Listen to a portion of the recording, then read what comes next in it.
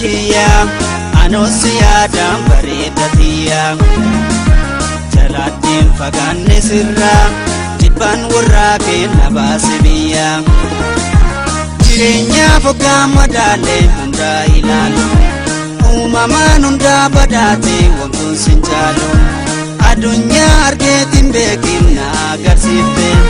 gabbaa'ee sibiira deebiin sodaana taate yaadannoo jireenya kiyya anosi yaadaan bareedatiya jalaatiin fagaanne sirra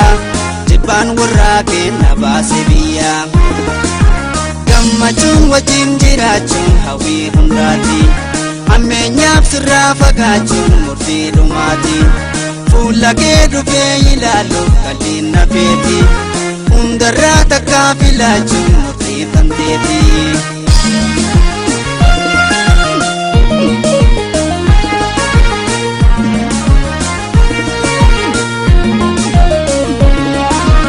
Jaalalleen wajjin jiraadhu narraa fagaatte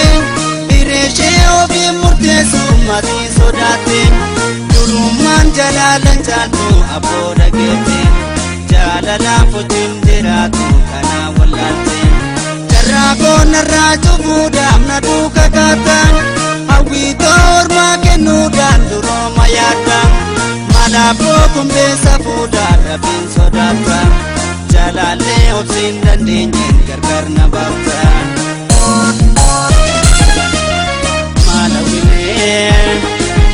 hamtuuttee aniin barbaadu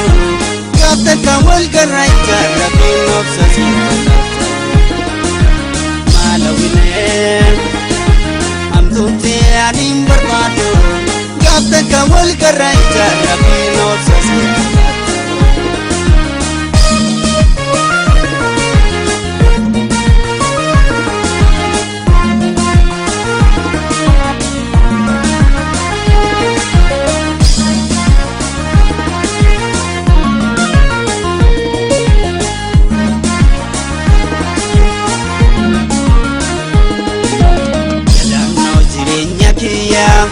Anosi yaadaan bareedatiya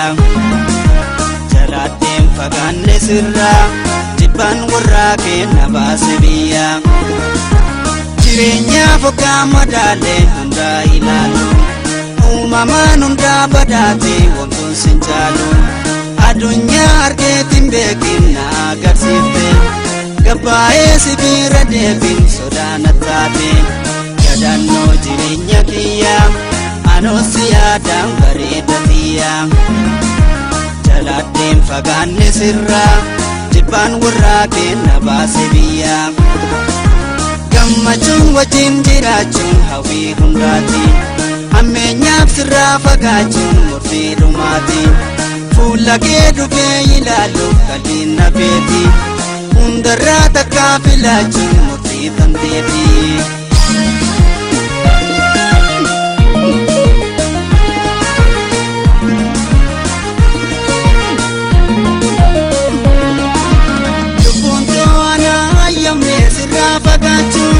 Garaa kootu nan dandeenye kophaa jiraachuu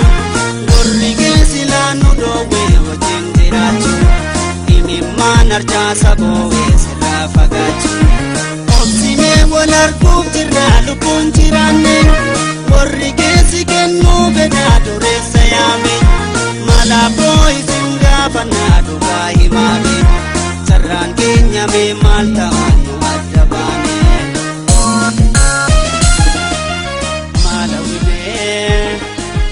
Hamtuuttee aniin barbaadu gaaftan kan wal garraaycha.